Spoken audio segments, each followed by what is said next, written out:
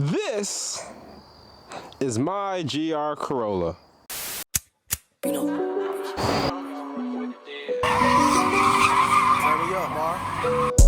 All this money on me, I'm rolling with the dead. He ain't know I had the +1, it's one up in the head. I ain't know she had the +1, she walked in with a friend. I'm finna lay him down, he already made his bed. She burnt up by the bridges, burning bridges, trying to make amends. I feel like Lowe's, with all that money, I ain't got no friends. Started out with nothing, I was hungry, and now the speakers knocking. If it don't make money, it don't make sense.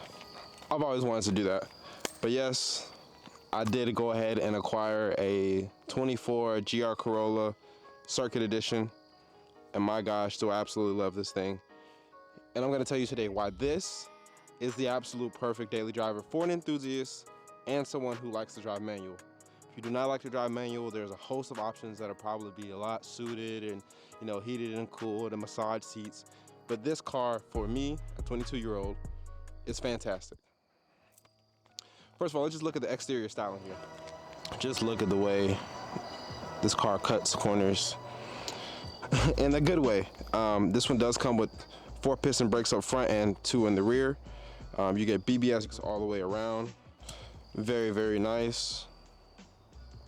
There's only 1, 2, I believe, Corolla badges actually on this car, and the ones in the rear.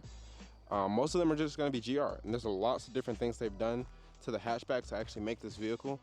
As you can see, visually speaking, it's a lot wider from the front fenders to the bumper here to almost every facet. And one beautiful thing I do like about this car is paying homage to cars that were built like this prior, like the Evo. Gosh, the Evo is the only one that comes to mind, and WRC. Is they take these regular commuter cars and they build them up to be, you know, rally driving cars. And to me, that's just one of the coolest things ever. So if you look right here, you can see this bumper right here. This is a different bumper from the regular Corolla, but this haunch is an add-on to make the car a lot wider without compromising, you know, the identity of this car. Of course, the chassis is different, and they cut the subframe. There's now a drive line running underneath, but that's neither here nor there. Now, on my vehicle here, I have a Circuit Edition. I'm gonna go ahead and paste up a non-Circuit Edition up here in this corner so you can see the comparison between the two.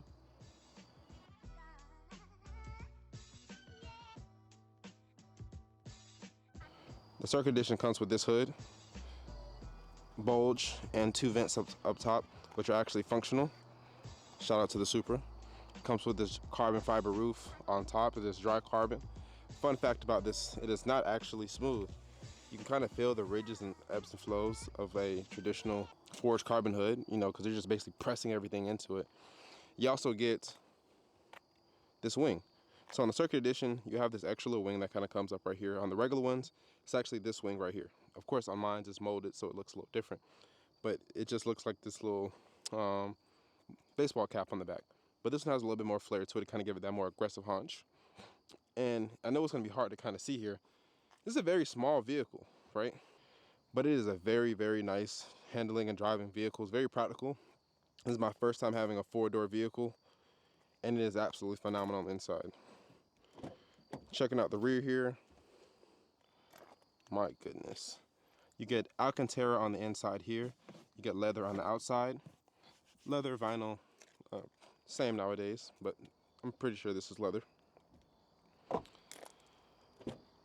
Same thing with the front 2 seats up here. Wow, yeah, just look at those seats there. So these are not powered. You do not get power seats in this vehicle. Just kind of paying homage to the lightweight, sporty class this vehicle's trying to be in. Not of lots of amenities in here, especially not amenities that can add height in terms of weight or add weight in terms of height.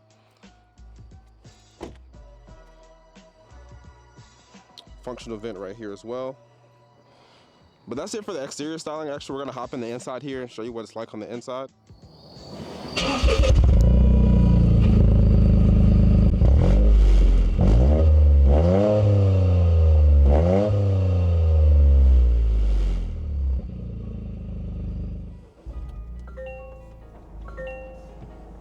This is what it looks like when you crank it up as well.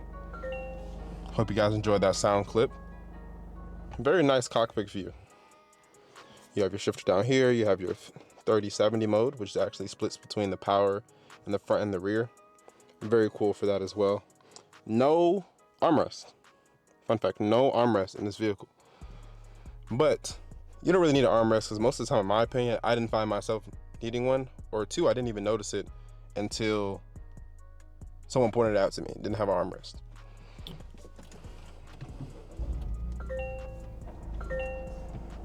Ooh, let's go and turn that off. But one of my favorite things about this vehicle actually is the way that it drives. There's not a lot of features in here, but the features in here are done absolutely phenomenal. The adaptive cruise control. It is almost, can't say it for legal reasons, it's basically self-driving. If you're on the highway, this vehicle will turn, it recognizes the signs, it'll keep you far enough away from the vehicles. It is a very, very safe feature alone. If there's any reason why you should buy this car, you could literally buy it because of this reason alone. That button right there has saved me so many times. Outside of that, you do get auto headlights, heated steering wheel, and also automatic washers, you know, if it's raining real bad outside. Alongside, you have IMT, which is Toyota's intelligent manual transmission. Basically blips your downshift, makes so you can't stall as much, and basically just makes driving a manual as easy as possible. But I don't turn that on most of the time because this car is actually encouraging me to drive as a better driver. And instead, let's talk about trunk space. As you can see here, this vehicle is brimming. I have 4 bags in here, my computer, my laptop, work clothes, lunchbox, as you can see, camera equipment. I have everything in here, and it's taking it all. Pause. But, you know, it's taking everything in this car that I can put into it. I've also had 2 pairs of wheels in here. I would say you're gonna have to let down the rear seats if you want to have a large amount of room. But remember, this is a hatchback. How often are you gonna be having that type of capacity? And 2, if you need to do it, the vehicle can support it. So, not too much room in here, as you can see, but it's very deep in terms of space. I got some driving scene footage for y'all here with the 360-degree camera setup. You know I'm coming through trim. Shout out my boy DJ. I do got my own now, but you know, shout out my boy DJ for letting me use this for this. But actually, just going into the characteristics of the GR Corolla, I just want to touch on a couple of things here because the audio actually messed up. This car, right? All-wheel drive, turbo, 3-cylinder, very uncommon, and it weighs 3,000 pounds with a bias selector from 60-40, 50-50, and 30-70. With that, you can actually feel the car kind of rotate more if you're in the rear-wheel drive mode more. It lets the rear end kind of kick out, have a little bit more fun. But this car is planted, you know, whether it's in the rain, snow, or anything. I feel phenomenal whenever I'm driving this car in terms of the condition, but that's just one thing. I know I did touch on the adaptive cruise control, you know, that being the best feature, but truly, I've been on long road trips, and especially driving a manual car, it just takes the ease and makes you want to drive the car more.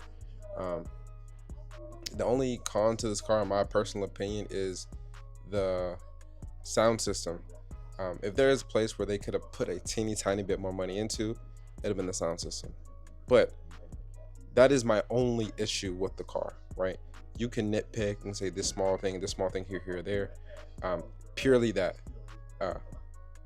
And since that is the only issue, it exacerbates itself, you know, that much more. So it's not that big of a deal. You can put a stereo in there. You can add an add-in amp. You know, I've seen some solutions from OEM Audio Plus where they add a subwoofer in the back, or there's one that you can put an amp behind the radio and it kind of makes it better. All of these are solutions I haven't looked too much into yet, but they're out there. So overall, I mean, I love this car.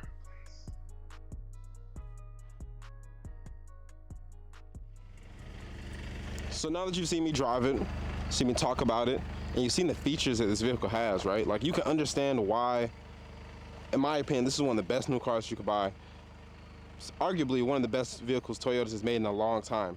It's new, it's an original idea, and it's in a segment that no one is taking over. It's been abandoned. Only competition in this market right now is a Toyota, of course, Toyota GR Corolla, the Civic Type R, and the WRX, STI, Volkswagen. But you know, STI is nowhere to be found, and the Volkswagen, you know, it's been the same car for a long time. You know, they keep making it better and better, but it's understated. It's not as fun. But this right here, in my opinion, is one of the funnest cars I've ever driven. Of course, I haven't driven too many cars, but I do have the 3000 GT VR4 still. I have driven a 370Z, G37, and all those, you know, other JDM type of cars. But this one, no vehicle makes me feel as planted, and no vehicle makes me feel as comfortable and want to get into it with the same amount of power and keep driving it. That's really important to me because lots of times when we drive cars, we want to drive them for a little bit of time and then add more power to it. And almost every time that just messes up the car's balance and do things like that. But this car drives great the way it is. And making it faster would be an absolute blast. Like, I promise you, you would not have any problems with this car having more power. Yeah, for now. Money, real, sticks, real. I was working so hard in that field. Couple racks, but I'm chasing the meal. Missing benches to see how I feel. Yo, bitch all on my neck, cause she like how I smell. I'm geeked in the party, I'm gone off a pill. So the business shit, oh, let me see how I feel.